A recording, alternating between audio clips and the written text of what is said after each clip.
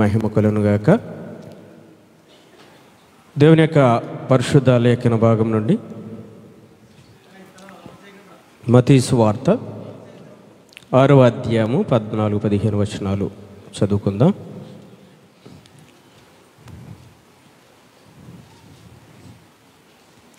మత్తయి సువార్త 6వ అధ్యాయము 14-15 వచనాలు.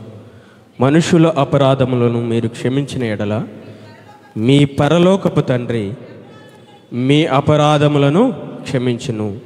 మీరు మనుషుల అపరాధములను క్షమింపకపోయిన ఎడల మీ తండ్రి మీ అపరాధములను క్షమించడు. దేవునికి మహిమ కలుగు. చిన్న ప్రార్థన చేసుకో. మహాపరిశుద్ధుడైన ప్రియ పరలోకపు తండ్రి, నీ పరిశుద్ధ పవిత్రమైన ఉన్నత శ్రేష్టమైన నామానికి ప్రభువా స్తుతులు స్తోత్రాలు చెల్లిస్తున్నాం తండ్రి. ప్రభువా, ఎన్నిక లేనివాడునైనా నన్ను ప్రభువా నిలబెట్టుకుని ప్రభు కొన్ని నిమిషాలు నీ పాత్రగా వాడుకోమని అడుగుచున్నాను. ప్రభువా, నిలబడబోచున్న నాకు ప్రభువా పరిశుద్ధాత్మ సహాయాన్ని ప్రభు అనుగ్రహించండి. ఎట్టి రీతిగా ప్రభా నీ వాక్యాన్ని ప్రభువా బోధించాలి, అటువంటి జ్ఞానం వివేచన ప్రభు దయచేయండి. ప్రభు చెబుతున్న నాకు వినుచున్న వారికి ప్రతి ఒక్కరు కూడా నీ వాక్యాన్ని ప్రభువా లోతైన విషయాలు అర్థం చేసుకునే జ్ఞానం ప్రతి ఒక్కరికి దయచేయమని, నీ కృపలో మమ్మ అందరిని కూడా ఈ యొక్క వాక్య పరిచర్య కొరకు సిద్ధపరచమని యేసుక్రీస్తు నామం పేరిట ప్రార్థించి బ్రతమాలు వేడుకుంటున్నాం ప్రియ పరలోకపు తండ్రి, ఆమేన్. ఈ వారం మనము చదవబడిన వాక్య భాగంలో నుంచి కొన్ని విషయాలు మనం ధ్యానం చేద్దాం. పరలోక ప్రార్థన ఎంతమందికి తెలుసు? అందరికీ తెలుసా? అందరికీ తెలియదా? అందరికీ తెలుసు అంటే మౌనంగా ఉన్నారు కదా, ఎవరికి తెలియదేమో అని అనుకుంటున్నాను. సరే, మంచిది. పరలోక ప్రార్థన మనం ప్రతి ఆదివారం కూడా చేస్తాం. అయితే ఈ 14-15 వచనాలు మనం ఎప్పుడైనా ఆలోచన చేసామా అని ఒక్కసారి ఆలోచన చేస్తే, ఎందుకంటే మన పరలోక ప్రార్థనలో ఈ 2 వచనాలు, ఈ 2 వచన భాగాలు స్కిప్ అవుతాయి. ఎందుకంటే అక్కడ పుట్నోట్లో చూడండి 13వ అధ్యాయము 13 వచన భాగంలో చివరిలో పుట్నోట్లో ఏముంటుంది? రాజ్యము బలము మహిమ నీవయ్యున్నావు తండ్రి, ఆమేనని మనం అక్కడతో ముగిస్తాం. అక్కడ వరకే పరలోక ప్రార్థన. అయితే ఈ రెండు వచన భాగంలో 14-15 వాక్యాలలో మనం ఎప్పుడైనా ఆలోచన చేసినట్లయితే ఒక మాట అంటున్నారు ప్రభువు, ఏమిటంటే మనుషుల అపరాధములను మీరు క్షమించిన ఎడల మీ పరలోకపు తండ్రి మీ అపరాధములను క్షమించును. ఎప్పుడైనా మన పొరుగు వారి అపరాధములు మనం క్షమించామండి?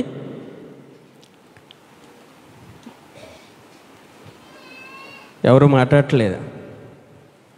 ఎప్పుడైనా మచ్చుకి 1-2 సందర్భాల్లో ఎవరైనా మన పొరుగువారి అపరాధములు కానీ, మన పొరుగువారు మనతో ఉన్న ఏదైనా చిన్న చిన్న సందర్భాల్లో చిన్న చిన్న గొడవలు అయినప్పుడు మనము వారిని క్షమించే ప్రయత్నం మనం చేశాము.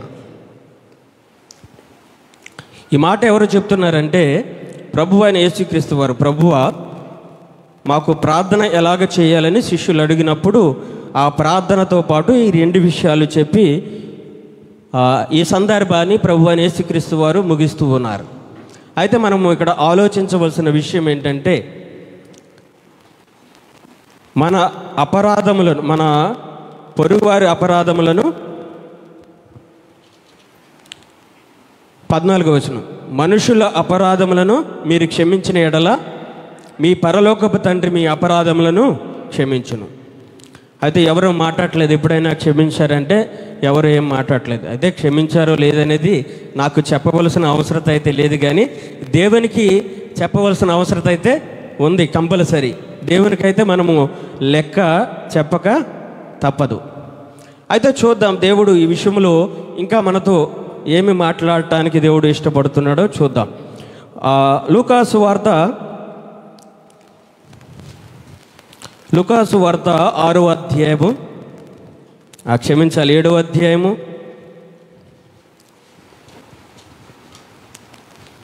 36 నుంచి మనము చూసుకున్నట్లయితే ఒక సందర్భం మనకు అక్కడ కనపడుతుంది.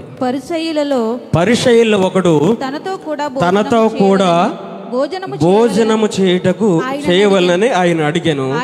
ఆయన ఆ పరిసయ్యుని ఇంటికి వెళ్ళి భోజన పంక్తికి కూర్చుండగా ఆ ఊరిలో ఉన్న పాపాత్మురాలైన ఒక స్త్రీ యేసు పరిసయ్యుని ఇంట భోజనమునకు కూర్చున్నాడని తెలుసుకొని ఒక బుడ్డిలో అత్తరు తీసుకుని వచ్చి వెనుక తట్టు ఆయన పాదముల యొద్ద నిలబడి ఏడ్చుచు కన్నీళ్లతో ఆయన పాదములు తడిపి తన తల వెంట్రుకలతో తుడిచి ఆయన పాదములను ముద్దు పెట్టుకొని ఆ అత్తరు వాటికి పూసెను. ఇక్కడ గతంలో ఒకసారి మనము పరిసయ్యుడు సుంకరి గురించి మనము నేర్చుకున్నాము.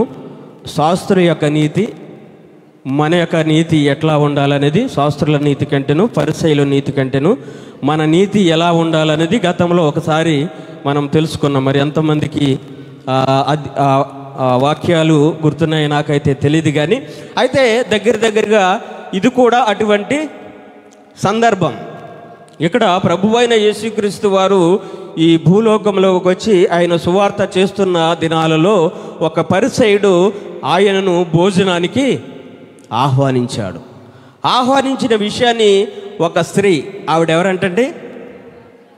పాపాత్మురాలటండి. ఎవరండి కూడా? పాపాత్మురాలంటండి. మనల్ని ఎవరైనా ఇలాగంటే ఒప్పుకుంటామా? పాపాత్మురాల దాకా ఎందుకండి? ఒరే చిన్న చిన్న పదాలు ఉంటాయి కదా, నువ్వు అటువంటి వాడురా ఇటువంటి వాడురా అని ఏదో పోల్చామనుకోండి, దూడలాంటోడు గేదెలాంటోడు అని పోల్చామనుకోండి, ఏం చేస్తాం? వాడితో గొడవ పెట్టుకుంటాం. చూడండి, ఇక్కడ భక్తుడైన లూకా గారు ఆ స్త్రీని, ఈ సందర్భాన్ని కూడా లూకా గారు ఒక్కరే రాశారు. ఇటువంటి సందర్భాలు దగ్గరగా అత్తరుతో అభిషేకం చేసిన 2-3 సందర్భాలు ఉన్నాయి. కానీ ఈ సందర్భాన్ని మాత్రం భక్తుడైన లూకా గారు మాత్రమే పరిశుద్ధ గ్రంథంలో రాయబడ్డది లూకా గారి చేత. అయితే చూడండి, యేసుక్రీస్తు వారు ఆ పరిసయ్యుని ఇంటిలోనికి యేసుక్రీస్తు వారు భోజనానికి వచ్చారని తెలుసుకుని ఒక పాపాత్మురాలైన స్త్రీ అంటండి ఆ పరిసయ్యుని ఇంటికి వచ్చిందంటండి. భోజనం చేస్తున్న యేసుక్రీస్తు వెనక తట్టు వచ్చింది. అంటే ఆవిడ వెనక తట్టు ఉంది, ఆయన పాదాల దగ్గర ఏడుస్తూ ఉందంటే యేసుక్రీస్తు వారు పాదములు వెనక తట్టు ఉన్నాయి. అంటే నాకు తెలిసి యేసుక్రీస్తు వారు సిట్టింగ్ అంటే అక్కడ భోజనానికి కూర్చునే పద్ధతి ఎలా ఉందంటే, ఇప్పుడు మండే స్టైల్ మనం చూస్తూ ఉన్నాం కదండి. ఎవరు వెళ్ళలేదా? నేను ఒక్కసారి వెళ్ళాను. మండే స్టైల్ అంటే అది అరబ్బీలు యొక్క వాడిక. అంటే వారు భోజనానికి కూర్చున్నప్పుడు అందరూ కూడా రౌండ్గా కింద కూర్చుంటారు. కింద కూర్చుని సాధారణంగా కొంతమంది అయితే ఒకే పళ్ళెంలో అందరూ కూడా చూస్తారు. అంటే మండే బిర్యానీ అంటే మల్కిబార్ అని ఉంది. ఒకవేళ ఆ సిట్టింగ్ అది ఎలా ఉండాలంటే కనుక వెళ్ళి చూడండి, పర్వాలేదు. మండే రెస్టారెంట్ సరే, మంచిది. అది మన సందర్భం కాదు. కానీ ఆ వాడిక ఆ దినాలలో అలా ఉండేది. ప్రభు బలలో కూడా వాళ్ళు కూర్చునే విధానం కూడా ఇదే విధంగా ఉందని చెప్పడానికి మనం ఆలోచించవలసిన అవసరత లేదు. ఎందుకంటే అప్పుడు వారి దగ్గర అంత విలువైన డైనింగ్ టేబుల్, ఇప్పుడున్నటువంటి డైనింగ్ టేబుల్ కానీ ఈ విధానం కానీ అప్పుడు లేదు. ఇంచుమించు వారు ఆ యొక్క పద్ధతిలోనే కూర్చునేవారని చెప్పడానికి మనము అనుమానించవలసిన అవసరం లేదు. అయితే ఈ స్త్రీ ఏంటంటే ఒక అత్తరు బుడ్డు తీసుకొచ్చింది. ఆమె ఏడుస్తూ ఆయన పాదాలను తడిపి తల వెంట్రుకలతో తుడిచి అత్తరు ఆయన పాదాలకు పూసిందంటండి.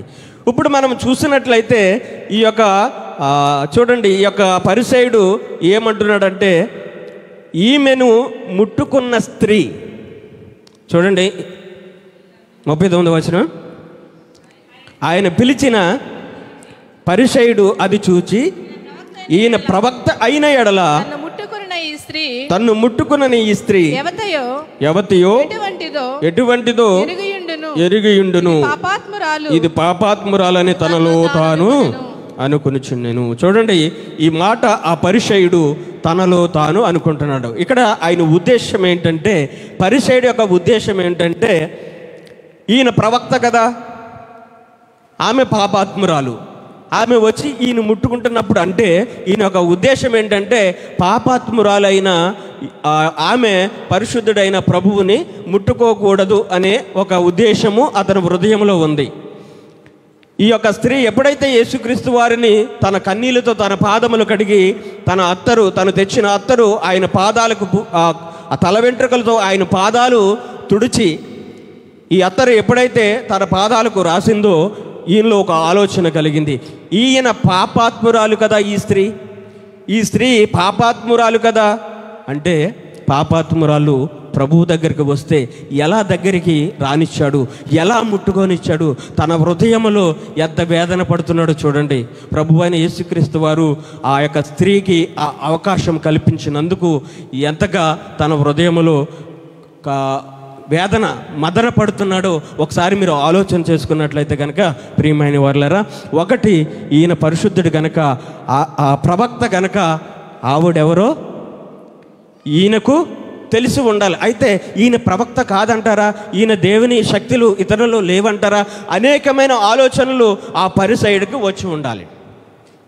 కానీ ఈ మాటలు ఎప్పుడైతే ప్రభువైన యేసుక్రీస్తు వారు ఆయన అడుగుతున్నారో చూడండి, నెక్స్ట్ వచనంలో, అందుకు యేసు, సీమోను నీతో ఒక మాట చెప్పవలనని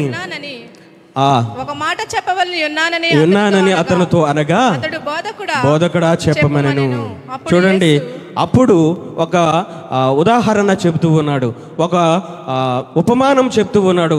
ఇద్దరు రుణస్తులు ఒక యజమానుడు కలిగి ఉన్నప్పుడు ఒకడు ఎంత కలిగి ఉన్నాడండి? ఒకడు 50, ఒకడు 500. చూడండి, వీరిద్దరు రుణాల్లో ఆ రుణపడిన ఆ వ్యక్తి ఎవరైతే ఉన్నారో, ఎవరైతే వారికి ఈ వీరిద్దరు రుణాన్ని ఇవ్వాలో ఆ రుణాన్ని కనుక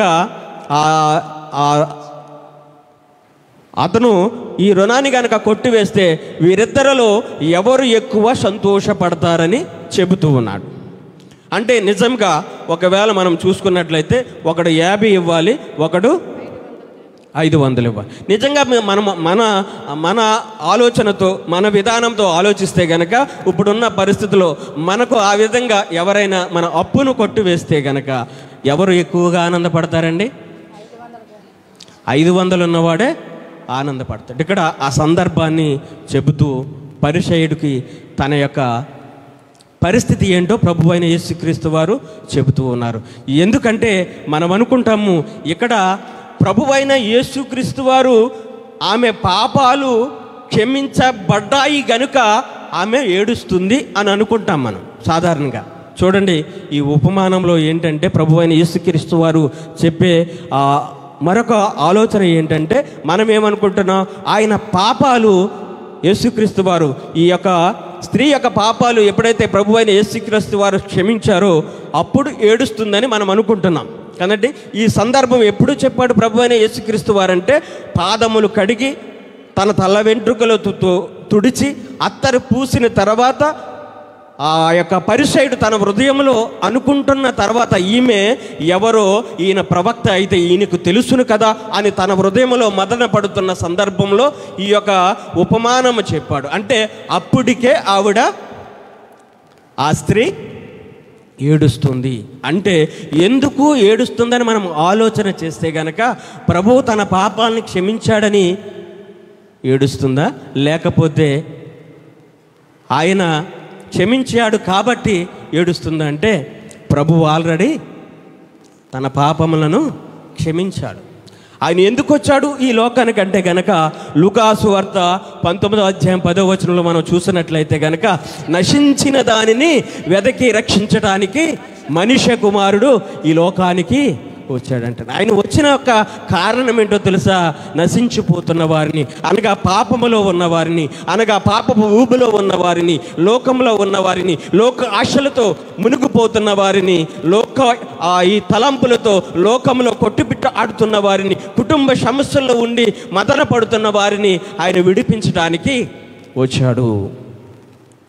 మనమేమనుకుంటున్నామంటే ఆయన వచ్చాడు కదా, ఆయన కూడా ఉంటే మనకు భోజనానికి లోటు ఉండదు, లేదా మన రోగాలకి స్వస్థత వస్తుంది అని అనుకుంటున్నాం. కానీ ఆయన వచ్చిన యొక్క ముఖ్య ఉద్దేశం ఏంటంటే నశించిన దాని అనగా మనుషులు పాపము చేత నశించిపోవచ్చున్నారు, పాపమనే యూబులో కొట్టుకుని పోతూ ఉన్నారు. కాబట్టి ఆయన వచ్చిన ఉద్దేశమే పాపులను క్షమించటానికి.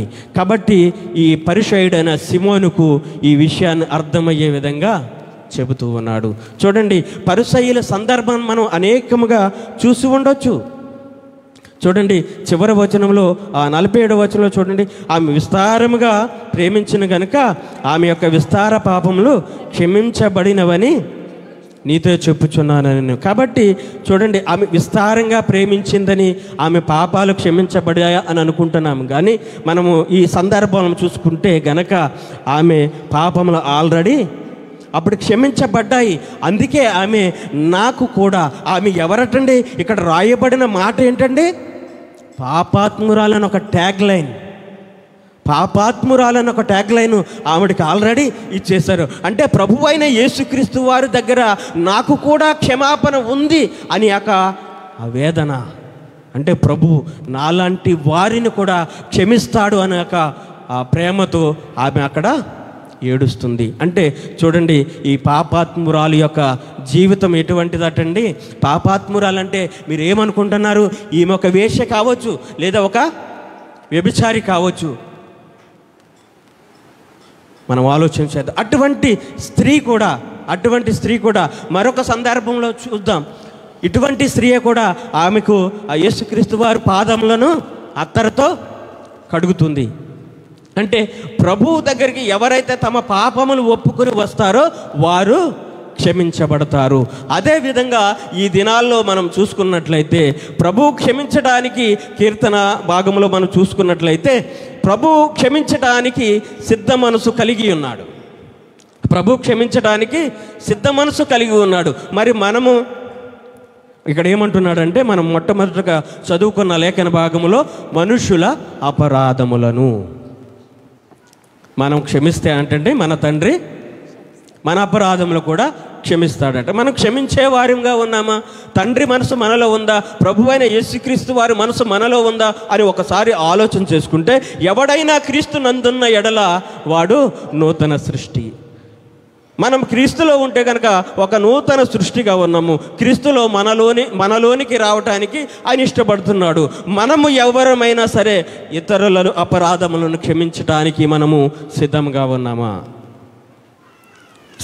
ఉన్నామా? ఈ యొక్క సమయాన్ని మనం ఆలోచన చేసుకుంటే చూడండి, ఇంత గొప్ప రక్షణ మనము ఎలాగా నిర్లక్ష్య పెట్టుకుంటాం. చూడండి, ఈ స్త్రీ విషయంలో జరిగిన కార్యాన్ని చూడండి. ఆమె నేను పాపాత్మురాలను కదా, ప్రభువు దగ్గరికి వెళితే నన్ను గెంటి వేస్తాడేమో, తన కాలుతో నెట్టి వేస్తాడేమో అని అనుకుని ఉంటే గనక ఆమె క్షమాపణ పొందలేకపోవును.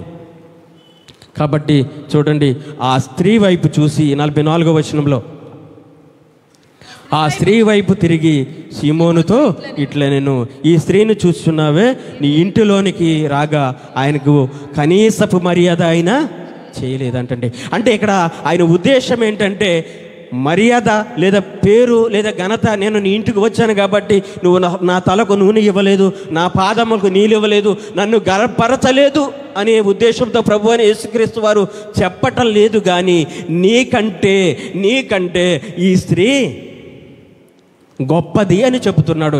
ఎందుకంటే ఆ పరిసయ్యుల్లో ఎటువంటి మనసు ఉందో మనకు తెలుసు. ప్రియమైన వారలారా, ఎటువంటి మనసు ఉందో ఆ స్త్రీలో, ఎటువంటి ఆ పరిసయ్యుల్లో ఎటువంటి ఆలోచన ఉందో మనకు తెలుసు.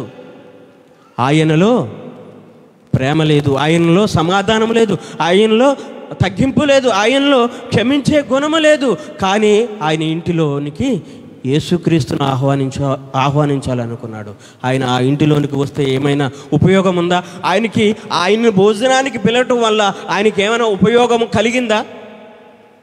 కలగలేదు. ఏమైనా కలిగిందా? కలగలేదు. కానీ ఎవరు అక్కడ పాపముల చేత విడిపింపబడి సంతోషముగా వెళ్ళారు? పాపాత్మురాలైన స్త్రీ.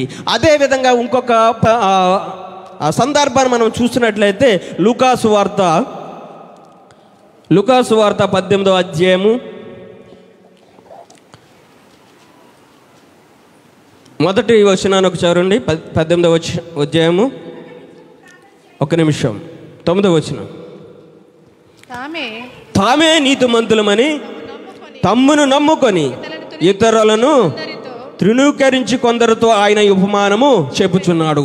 ఉపమానం గురించి మనం తర్వాత మాట్లాడదాం. చూడండి, పరిసయ్యులు శాస్త్రుల యొక్క నీతి చూడండి, వారి యొక్క అహం చూడండి. ఇక్కడ పరిసయ్యుడు ఏమనుకుంటున్నాడు?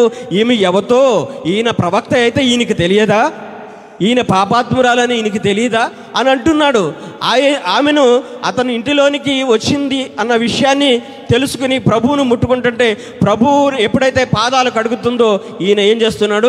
లోపట మదన పడుతూ ఉన్నాడు. చూడండి, ఇక్కడ మనం చూసుకున్న వచనంలో అయితే తామే నీతిమంతులమని తమ్మును నమ్ముకొనిన ఇతరులను తృణీకరించి కొందరితో ఈయన అంటే మనము కొన్ని సందర్భంలో ఇక్కడ శాస్త్రులు పరిసయ్యులు ఆ స్థానంలో మనల్ని మనం పెట్టుకుంటే కనుక మన నీతి ఎలా ఉంది? శాస్త్రులు పరిసయ్య నీతిలా ఉందా? శాస్త్రులు పరిసయ్యులా మనం బిహేవ్ చేస్తున్నామా? మన పక్కన ఎవడైనా నూతనంగా బాప్దేశం పొందడానికో రక్షణ లేని వ్యక్తి మన దగ్గరికి వస్తే మనం ఏ విధంగా ట్రీట్ చేస్తున్నాం? మనము ఒక నూతన వ్యక్తి లేదా క్రీస్తులోనికి రావటానికి సిద్ధంగా ఉన్న వ్యక్తి ఒకవేళ మందిరంలోనికి వస్తే మనం ఏ విధంగా ట్రీట్ చేస్తూ ఉన్నాం? నేను విన్నాను, మరి ఇది ఎంతవరకు అయితే నేను ఎక్కడ చదవలేదు కానీ అంబేద్కర్ అనుకుంటాను ఈ యొక్క క్రైస్తవ మతాన్ని తీసుకోవడానికి ఆయనకు వస్తే గాంధీ గారు అనుకుంటాను ఈ క్రైస్తవ మతాన్ని తీసుకోవడానికి ఆయన వస్తే నువ్వు నల్లగా ఉన్నావు, వెళ్ళి వెనక్కి కూర్చోమన్నారంట. మరి ఎంతవరకు వాస్తవమో తెలియదు కానీ నేను విన్నాను అంతే, నేనే స్టడీ చేయలేదు. ఎప్పుడైతే గాంధీ ఈ పితాజీ అయిన గాంధీ లండన్లో యూనివర్సిటీలో ఎక్కడో చదువుకున్న సందర్భాల్లో కానీ యేసుక్రీస్తుని అంగీకరించి యేసుక్రీస్తు యొక్క ఆ రక్షణ అనుభవించడానికి బాప్తిసం తీసుకోవడానికి అని ఎదర బెంచీలో కూర్చుంటే వారు ఆయన్ని ఏ విధంగా ట్రీట్ చేశారంటే నువ్వు నల్లవాడువు కనుక వెనక్కి వెళ్ళి కూర్చోమన్నారంటే అప్పుడు ఆయన ఎంత నొచ్చుకుని ఉండుంటాడో ఒకసారి ఆలోచించండి. ఆయన ఆ యొక్క క్రైస్తవ్యాన్ని అంగీకరించకపోవటానికి గల కారణం ఏంటో తెలుసా?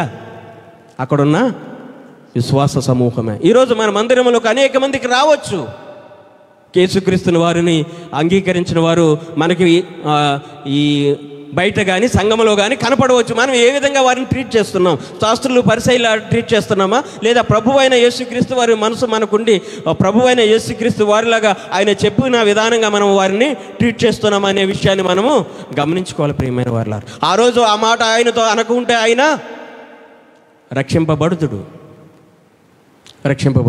కనుక కొన్ని విషయాల్లో మనము చాలా సందర్భాల్లో కొంతమందిని మనం తోలనాడుతూ ఉంటాము. ఆయన గతంలో పాపి కావచ్చు, గతంలో తాగుబోతు కావచ్చు, గతంలో ఏదైనా చేసి ఉండొచ్చు. కానీ మనం ఏం చేయాలటండి?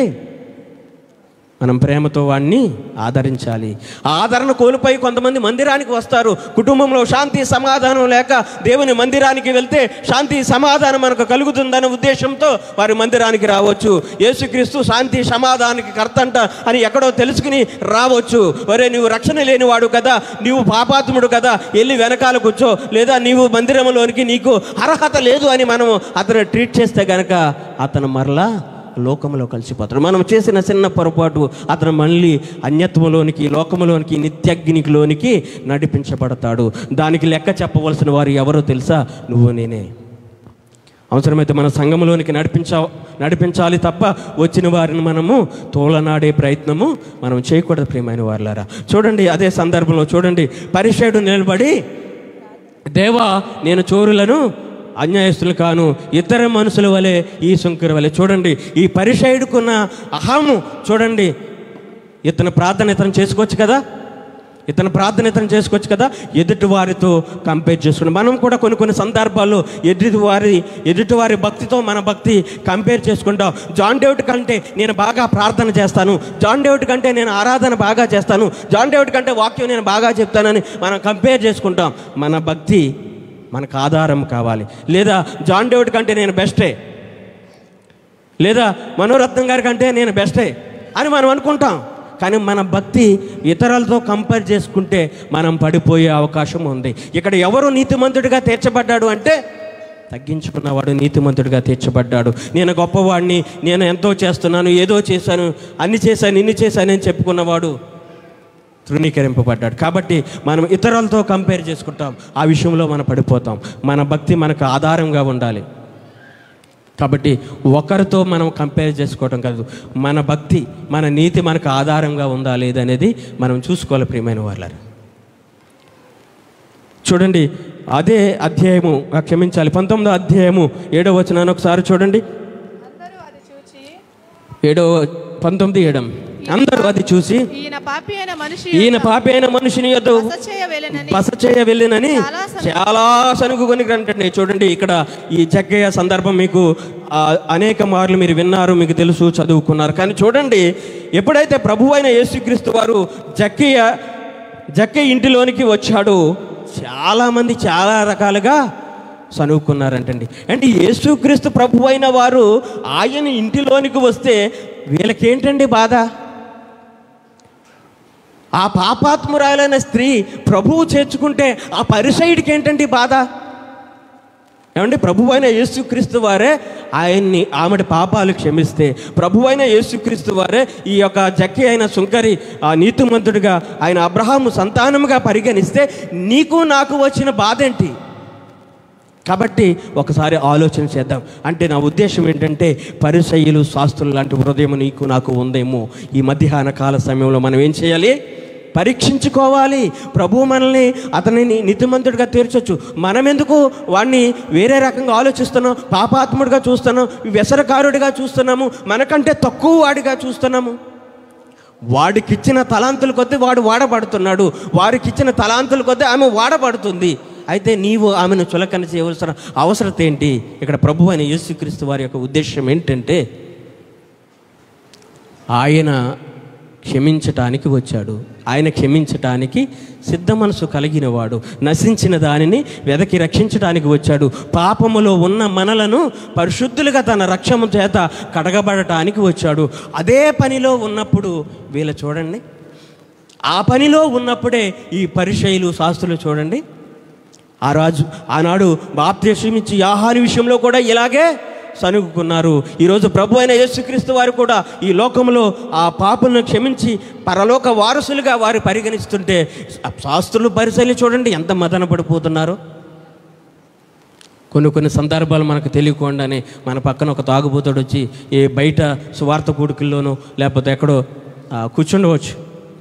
మనం ఏమనుకుంటాం, అస్సలు మనం ఎప్పుడు, మీ గురించి కాదులేండి, యువతల గురించి, ఎప్పుడు అసలు మందు వాసనే తెలియదు అన్నట్టుగా కొంతమంది బిహేవ్ చేస్తారు. చి దూరంగా తీసిపోండి, లాగేయండి అంటారు. మొన్న 17వ సువార్త కూడికి పెట్టినప్పుడు ఒక వ్యక్తి వచ్చాడు, మామూలు చేయలేదు. డేవిడ్ మనవడిని చాలా సునాయాసంగా కంట్రోల్ చేశాడు. కాబట్టి మనం అక్కడ వాడిని అసహ్యించుకుంటే వాడు ఏం చేస్తాడు? రెచ్చిపోతాడు. ఆడ అవసరమైతే రిఫరెన్స్లు చెప్తాడు. ఇదేనా మీ దేవుడు నేర్పించిన భక్తి అని చెప్తాడు. తెలియదు అనుకుంటున్నారా? తెలుసు, అన్నీ తెలుసు. ఈ మాటలు కూడా అనేక మంది బయట వింటారు, మీరు అనుకుంటున్నారేమో. వారు రిఫరెన్స్లు కూడా చెబుతారు. ఇదేనా మీ ప్రభు మీకు నేర్పించినది అని అన్నారనుకో, అక్కడే సత్యం. నీ బతుకు, నీ విశ్వాసం అంతా కూడా అక్కడే అయిపోయింది. కాబట్టి కొన్ని సందర్భాల్లో మనం ఏం చేయాలంటండి, ఆలోచన కలిగి ఉండాలి, ప్రేమించాలి. ఎటువంటి వాడు వచ్చినా దీర్ఘశాంతముతో. ఆ రోజు చక్కగా డీల్ చేశాడు, చక్కగా మీటింగ్ అయ్యే వరకు కూడా చక్కగా కూర్చోబెట్టాడు. అదే మనం అతనిలాగా మనం బిహేవ్ చేస్తే అతను ఇంకా రెచ్చిపోతాడు. కొన్ని సందర్భాల్లో మన బిహేవియర్ వల్లే కొంతమందిని విశ్వాసంలోనికి నడిపించలేకపోవచ్చు. మన పద్ధతుల వల్లే, మన ఆలోచన వల్లే కొంతమందిని విశ్వాసంలోనికి నడిపించలేకపోవచ్చు. కనుక మనం ఆలోచన చేద్దాం. ఈ యొక్క సుంకరి విషయంలో చూడండి, 19:7 వచనంలో ఈ యొక్క జక్కయ్య విషయంలో కూడా అనేక మంది చదువుకున్నారు. కొంతమంది తామే నీతిమంతులం అన్నట్టుగా కొంతమంది శాస్త్రులు పరిసయ్యులు వారి యొక్క ప్రతాపాన్ని చూపించుకుంటున్నాం. మాకంటే గొప్పవాడు లేడు, మాకంటే నీతిమంతుడు లేడు అన్నట్టుగా వారి యొక్క ప్రవర్తన ఉంది. అంటే ప్రభు అయిన యేసుక్రీస్తు వారిని వారు ఎరగలేదు. ఎరగలేదు కనుక వారు సిలువ వేశారు. ఈరోజు నీవు నేను ఎరిగాం కనుక ఇంకా అనేక మందిని మనం రక్షించవలసిన వారమై ఉన్నాము కనుక ఎందుకు మనము శాస్త్రులు పరిసయ్యులాగా బిహేవ్ చేస్తూ ఉన్నాము? ఎందుకు ఇతరులను ప్రేమించలేకపోతున్నాము? ఎందుకు ఇతరుల అపరాధములు క్షమించలేకపోతున్నాము? ప్రేమించమని చెప్పడం చాలా ఈజీ. అది ఏమంటారు, దాన్ని క్రియల రూపంలో చూపించటమే కష్టం. చూడండి, ఎఫెసీయులకు రాసిన పత్రిక 4వ అధ్యాయం 32వ వచనం చూడండి. ఒకని ఎడల ఒకడు దయ కలిగి కరుణాహృదయులై క్రీస్తునందు దేవుడు మిమ్మును క్షమించిన ప్రకారము మీరును ఒకని ఒకడు ఎలా క్షమించాలంటండి? తర్వాత మాట, ఒకరినొకడు క్షమించుడి. మనం ఏం చేయాలంటే ఒకడినొకడు క్షమించుకోవాలంటండి. ఈరోజు సంఘంలో మనం అలా ఉన్నామా? ఒకని అపరాధములు ఒకరు క్షమించుకోగలుగుతున్నామా? ఒకరి తప్పిదములు ఒకరు ఒప్పుకోగలుగుతున్నామా? ఒకరినొకరు ప్రేమించుకోగలుగుతున్నామా? ఒకరినొకరు అర్థం చేసుకోగలుగుతున్నామా? క్రీస్తు సంఘముగా, క్రీస్తు అవయవగాలుగా ఉన్న మనము క్రీస్తు సారూప్యంలోనికి మనం మార్చబడుతున్నామా, మార్చబడలేకపోతున్నామా, మార్చబడి ఉన్నామా అనే ఆలోచన మనం చేసుకున్నట్లయితే కనుక చూడండి, ప్రభువు అయిన యేసుక్రీస్తు వారు ఎన్ని వాక్య భాగాలు మనకు నేర్పించారు, ఎన్ని వాక్య భాగాలు మనకు దృష్టాంతములుగా ఉంచారు. ఇంకా మనం శాస్త్రులు పరిసయ్యులాగా ఉంటే అప్పుడు కాలంలో ఉన్నారంటే వారు క్రీస్తుని ఎరగలేదు. క్రీస్తుని ఎరిగిన మనం కూడా శాస్త్రులు పరిసయ్యులాగా బిహేవ్ చేస్తే నూతన ఆత్మలు ఎక్కడ రక్షింపబడతాయండి? సంఘంలోనికి ఉన్నవారు మనము కాపాడుకునే పరిస్థితుల్లోనికి వెళ్ళిపోతున్నాం. మరి నూతన ఆత్మలు ఎక్కడ చేర్చబడతాయి? మనం శాస్త్రులు పరిసయ్యులాగా ఉన్నంత కాలము నూతన ఆత్మలు ఎక్కడ మనం సమాజంలో ప్రేమను చూపించలేకపోతే, సమాజంలో క్రీస్తు తత్వాన్ని మనం చూపించలేకపోతే సంఘంలోనికి నూతన ఆత్మలు ఎలాగా నడిపించబడతాయి? కాబట్టి ప్రభువు అయిన యేసుక్రీస్తు వారు మనం ఒకరినొకడును సహించుకోవాలంటండి, ఒకరినొకరిని సహించుకోవాలంటే. చూడండి, కొలసీలకు రాసిన పత్రిక 3వ అధ్యాయం 13వ వచనం. కొలసీలకు రాసిన పత్రిక, ఎవడైనను హాని చేసనని ఒకడు అనుకొని ఎడల ఒకడినొకడు సహించుచు ఒకడినొకడు క్షమించుచు ప్రభువు మిమ్మును క్షమించిన ప్రకారము మనం కూడా ఏం చేయాలంటండి? సహించుతూ క్షమించాలంటండి. ప్రభు మనం నేర్పించిన చూడండి వాక్య భాగాలు కొలసీలకు రాసిన పత్రికలో ఒకడినొకడు సహించుకోవాలంట. ప్రియమైన వారులారా, మనం సహించుకుంటున్నామా? సహించుకుంటూ ఒకడినొకడు క్షమించుకోవాలంటండి. ఎలాగంటండి అది? క్రీస్తు మిమ్మును క్షమించిన ప్రకారము. క్రీస్తు ఎలా క్షమించాడండి మనల్ని? తన ప్రాణాన్ని పెట్టినంతగా క్షమించాడు. ఆయన మరణమైపోయాడు, తన రక్తాన్ని అంతటిని కూడా కార్చాడు. మనలో ప్రేమ ఉందా? సమాధానం ఉందా? సహించుకోవటం ఉందా? ఒకడినొకడు అర్థం చేసుకోగలుగుతున్నామా? ఏక శరీరంగా ఉన్న మనము, ఒకడై ఉన్న క్రీస్తుని నమ్ముచున్న మనము ఏక స్వభావంతో క్రీస్తుని ఆరాధించగలుగుతున్నామా? ఆలోచన చేద్దాం. చూడండి, మత్తయి సువార్త ముగింపులోనికి వస్తున్నాను. మత్తయి సువార్త 18వ అధ్యాయం 35వ వచనం. మీలో ప్రతివాడును తన సహోదరిని హృదయపూర్వకంగా క్షమింపని ఎడల తమ పరలోకపు తండ్రియు ఆ ప్రకారమే. ఒకవేళ మన సహోదరుని గనక మనం హృదయపూర్వకంగా క్షమించకపోతే గనక చూడండి, సువార్త భాగంలో ప్రభు అయిన యేసుక్రీస్తు వారు చెబుతున్న మాట ఆ ప్రకారమే మనకు కూడా ప్రభు అయిన యేసుక్రీస్తు వారు చేస్తారటండి. మనం ఎలా క్షమించాలటండి? హృదయపూర్వకంగా క్షమించాలంటండి. ఈరోజు సంఘము ఇంకా కొన్ని చైర్లు ఖాళీగా ఉండటానికి గల కారణం ఏంటో తెలుసా? ఒకరినొకరు మనం క్షమించుకోలేకపోవటం, ఒకరినొకరు మనము సహించుకోలేకపోవటం, క్రీస్తు ప్రేమను మనము కలిగి ఉండలేకపోవటం. కాబట్టి ఆ క్రీస్తు తత్వాన్ని మనం ఎప్పుడైతే చూపించగలిగామో అప్పుడు సంఘము ఆశీర్వదింపబడుతుంది. ప్రియమైన వాళ్ళారా, మనల్ని మనమే సహించుకోలేకపోతున్నాము, మనల్ని మనమే క్షమించుకోలేకపోతున్నాము. మరి ఇతరులను మనం ఎలా ప్రేమించగలుగుతాము? ఇతరుల అపరాధం మనం ఎలా క్షమిస్తాము? కాబట్టి ఆలోచన చేయండి. క్రీస్తు మనల్ని ఏ విధంగా అయితే మన అపరాధములను మన పాపములను క్షమించాడో అదేవిధంగా క్రీస్తు ప్రేమ మనము కలిగి ఉండాలి. నేను ప్రేమ గురించి చెప్పే ప్రయత్నం చేయట్లేదు, కానీ ప్రభువు మనల్ని ఎలా క్షమించాడో, ప్రభువు మనల్ని ఎలా క్షమించాడో, మనం 500 దేనారములము అచ్చి ఉన్నామా, 1000 రూపాయలు దేనారములు అచ్చి ఉన్నామా? మన ఎంత సంతోషము! మన రుణాన్ని ఆయన కొట్టివేశాడు, మన పాపపు రుణాన్ని ఆయన కొట్టివేశాడు. మరి మన వడ్డీతో సహా వసూలు చేసే ప్రయత్నం చేస్తున్నాం. మనకంటే కఠినుడు ఇంకొకడు ఉంటాడంటారా? మన రుణాన్నంతా కూడా ఆయన సిలువలో కొట్టివేస్తే మనం ఏం చేస్తున్నాం? వడ్డీతో సహా ఆయన క్షమించున్న ప్రకారం ఆయన ఏ విధంగా క్షమించాడు? మన పాపములన్నీ కూడా కల్వరి సిలువలో కొట్టివేశాడు. మన పాపములన్నిటి కూడా ఆయన సిలువ రక్తంతో కడిగి వేశాడు. మరి మనము మన సహోదరుల ఎట ప్రేమ చూపించగలుగుతున్నామా? మన పొరుగు వారిని ప్రేమించగలుగుతున్నామా? మన పొరుగు వారిని ప్రేమించగలుగుతున్నామా? ప్రేమించగలిగినట్లయితే వారు క్రీస్తులోనికి వస్తారు. మనం క్రియల్లో చూపించకపోతే ఎలా వింటారు?